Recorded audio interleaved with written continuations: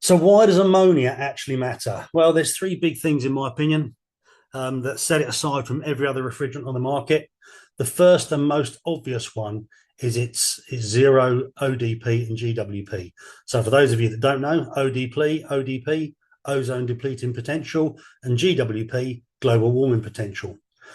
This is what makes ammonia the future proof compared to pretty much every other refrigerant on the market. There are a couple of other naturals, and I'll touch on those a little bit later on. But going back in time, this is why ammonia is important. It's a completely organic substance. It occurs naturally in the environment. It isn't something that can be phased out or banned. It just simply isn't possible in the world in which we live. So I've mentioned synthetic refrigerants. Synthetic refrigerants have been decreasing in availability for the last 20 years now. I'll touch on this again a little bit later. The plan is to have them phased out by around about 2030, and that's naturally seen an increase in the other refrigerants available. It's seen an increase in the use of ammonia. It's seen an increase in the A2L blends, and also CO2 R744.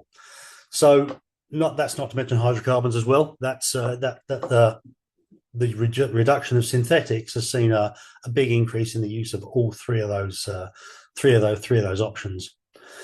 Now, the bit that I've sort of mentioned at the bottom is the fact that it's a benchmark, and the benchmark bit is something that's really, really, really important, because we look at refrigeration systems, we look at how they perform, how they operate, and you have to compare it against something. And you have to compare it realistically against the thing that's been around for the longest. And that's ammonia. So why have I used ammonia as a benchmark? Well, it's been around for a long time. And largely speaking, it's more efficient than other refrigerants. And I will touch on this again later.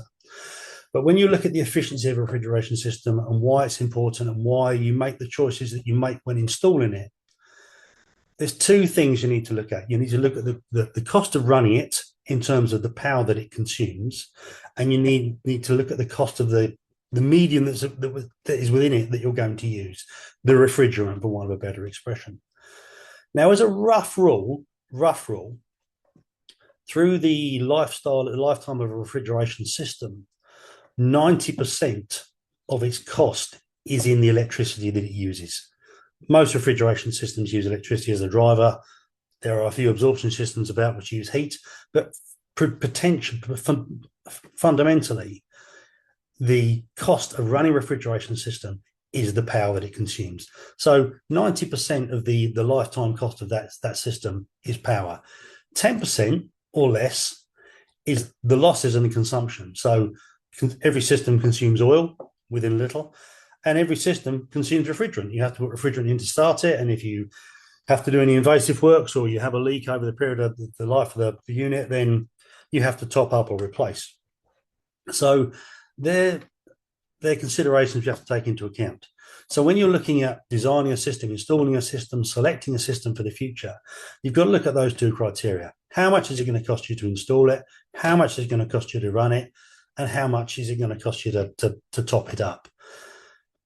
This is where ammonia really, really is the benchmark, because it's the thing that we know the most about.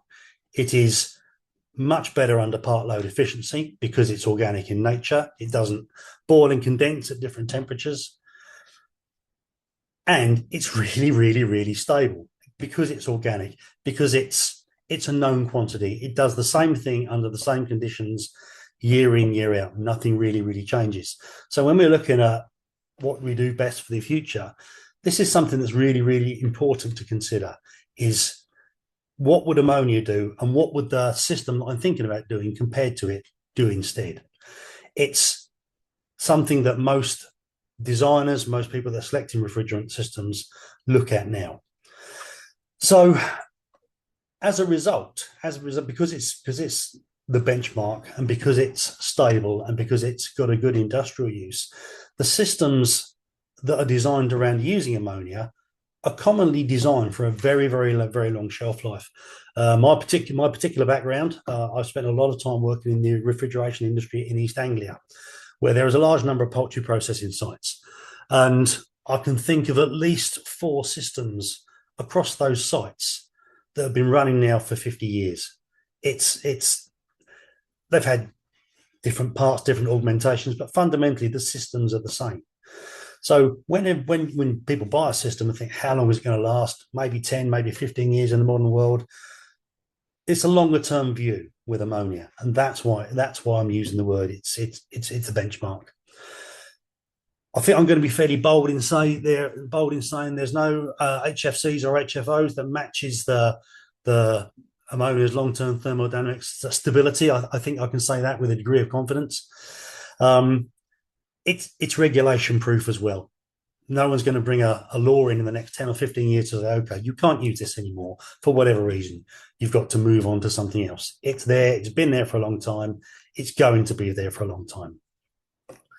So why does it work industrially? That's the thing. Because if it's an industrial refrigeration, it's got to work at the industrial level. So I'll touch on this again a little bit later in more detail, but it works because actually it stinks. The strong odor provides a really immediate warning of any leaks or defects or breaches in the system if you're unfortunate enough to get those. So it's a really easy thing to detect if it's leaking. If it's in low concentrations, it's not lethal. It's not lethal and it's not explosive. Under normal operating conditions, ammonia isn't explosive. It's got an explosive risk. Again, I'll touch on it later, but in normal conditions, it's not explosive. And obviously, because it's been around for 160 odd years, the management of it, the safety engineering, the understanding of it is well developed. It's not something we're not having to reinvent the wheel every time we use it. We don't have to think about things that might not be relatively obvious to us, because of course we all know what's obvious to us with ammonia because it's been used for such a long time. The safety culture around it is robust, it's well established, it's well defined, it's easy to follow it and be compliant, should I say. So that leads on to the next sort of reason it's industrially friendly, because it means you've got as a result, you've got trained operators. You have to, because industry has to train its operators to use the equipment that it has. For the most part, it uses machine rooms. They end up by definition and by design and by compliance being well ventilated areas. They've got detection systems in them and release systems in them. And industry treats ammonia as a managed process hazard. That's the specific term, such as something like steam or natural gas. They're both the same sort of hazard. And by contrast, many synthetic refrigerants are non-toxic. So you walk into a room where there's a synthetic refrigerant leak, perhaps, you don't automatically know it's there. We've had to develop quickly systems for managing and detecting and identifying where small synthetic refrigerant leaks may be. Also, when those synthetic refrigerants leak, they sometimes decompose into toxic or persistent byproducts. I take it most people have heard the expression PFAS. They're the forever chemicals that most synthetic refrigerants degrade down into. They're not something we can get rid of. They are going to exist in all of us given time. It's pretty toxic stuff when you look at its use. So from an environmental point of view, we're best to try and get rid of as much of those as we can. Once upon a time, before I had as much of this grey hair as I've got, we used to use a refrigerant called R22. That was the best thing since sliced bread. It got phased out. We used R404. It got phased out. We started using, in some cases, R422D. It got phased out, and so on and so on and so on. If you're designing something for the long term, this isn't a risk you want to really consider. So, in engineering terms, ammonia is predictable and controllable, which matters a lot more to the user than sort of headline toxicity, the headline grabbing accidents that might come out of any one individual event.